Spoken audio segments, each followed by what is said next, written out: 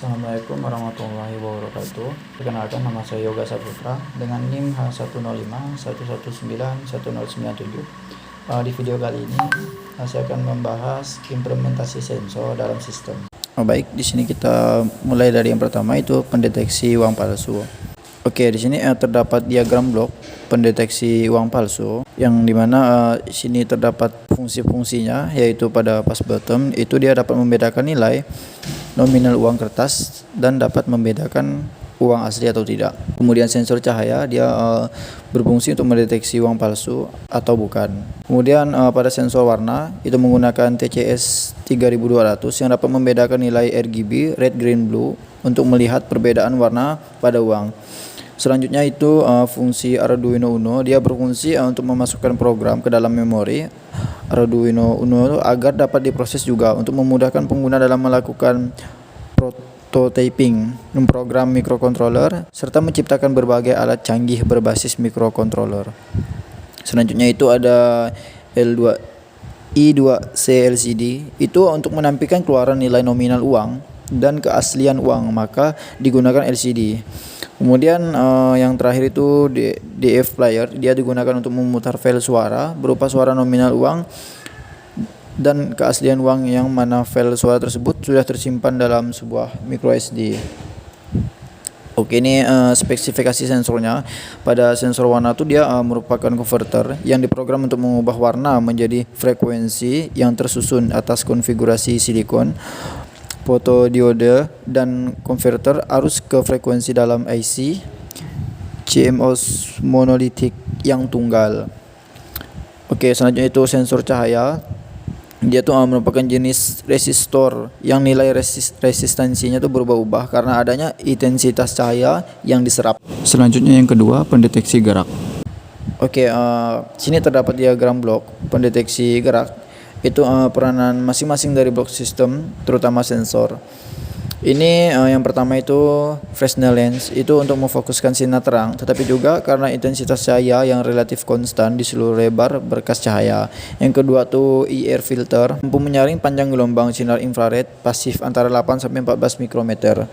Kemudian yang ketiga, bioelectric sensor, seperti tubuh manusia yang memiliki suhu tubuh kira-kira 320 Celcius, yang merupakan suhu panas yang khas yang terdapat pada lingkungan pancaran sinar inframerah inilah yang kemudian ditangkap oleh bioelectric sensor yang merupakan inti dari sensor PIR. Yang keempat ada amplifier, sebuah sirkuit yang ada menguatkan arus yang masuk pada material pyroelektrik.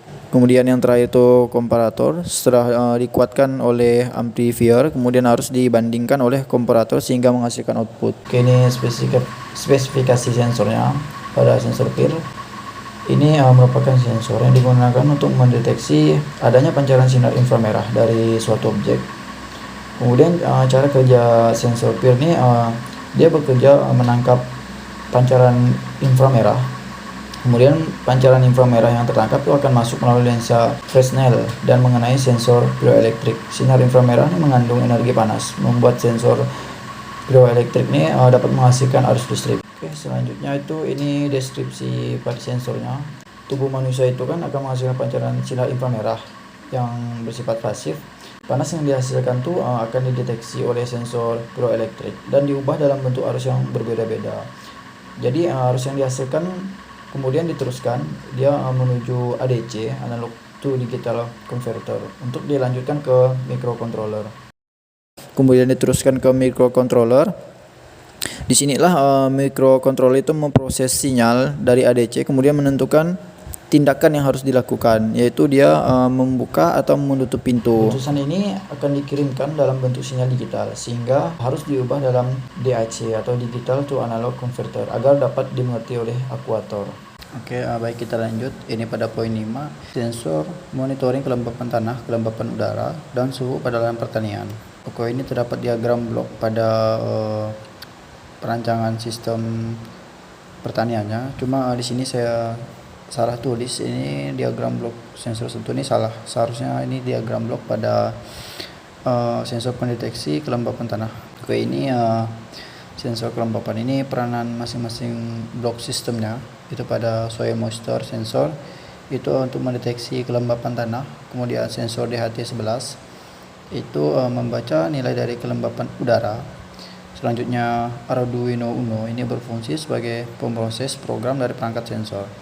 Kemudian ESP8266 ini berfungsi sebagai pengirim data input dari sensor untuk ditampilkan pada Things board dan juga bertanggung jawab untuk sistem dari protokol MQTT yang dibuat pada program ini. Ini web server Things board ini menampilkan hasil dari pembacaan oleh sensor soil moisture dan sensor DHT11. Setelah itu data tersebut akan dikirim ke web server Things board oleh modul ESP8266, kemudian akan ditampilkan dalam bentuk grafik, diagram, dan juga kondisi real time. Ini untuk spesifikasi sensornya. Sensor DHT11 ini dapat membaca suhu, temperatur, ruangan, dan kelembapan udara. Selanjutnya itu soil moisture sensor untuk mendeteksi kelembapan tanah yang dapat diakses menggunakan microcontroller seperti Arduino Uno. Sensor kelembapan tanah ini dapat dimanfaatkan pada sistem pertanian, perkebunan, maupun sistem hidroponik menggunakan hidroton.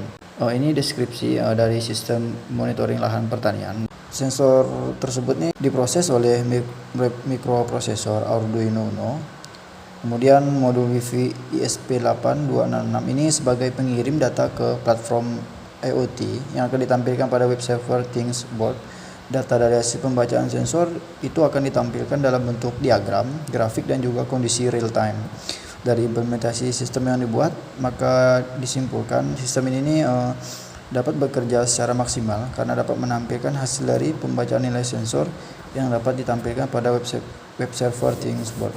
Oke, itu sekian penjelasan dari implementasi sensor pada sistem. Kurang lebihnya saya mohon maaf. Saya akhiri. Assalamualaikum warahmatullahi wabarakatuh.